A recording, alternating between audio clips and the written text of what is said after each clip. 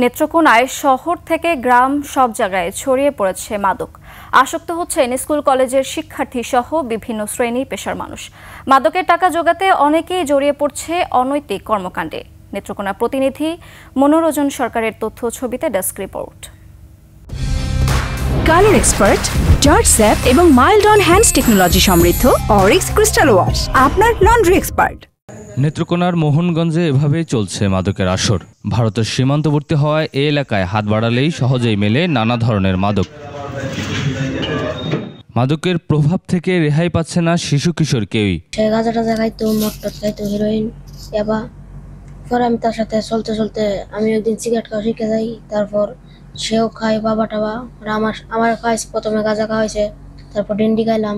শিক্ষার্থীদের মধ্যে ছড়িয়ে পড়ছে। আমার এলাকার ছোট ছোট পোলাপান নষ্ট হয়ে যাচ্ছে। নেত্রকোনা জেলার মাদক সম্রাটের বাড়ি হলো এই এলাকায়, এবং একটা কিশোর গ্যাং আছে যে কিশোর গ্যাংয়ের নেতৃত্বে দেয়। প্রশাসনের নামমাত্র অভিযান থাকলেও ধরা পড়ছে না কেউই। এরই মধ্যে কয়েক উপজেলায় মানববন্ধন সহ বিক্ষোভ করেছে স্থানীয়রা।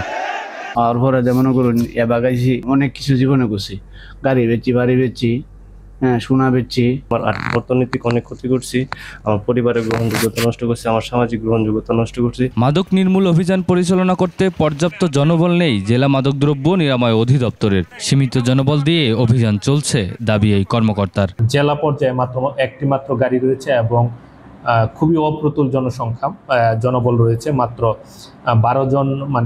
আমাদের আভিযানিক দলে সদস্য রয়েছে। তাদেরকে নিয়ে আমরা এখন পর্যন্ত আমাদের কার্যক্রম চালিয়ে যাচ্ছি। অতিরিক্ত পুলিশ সুপার জানান, মাদক নির্মূলে অভিযান অব্যাহত রয়েছে।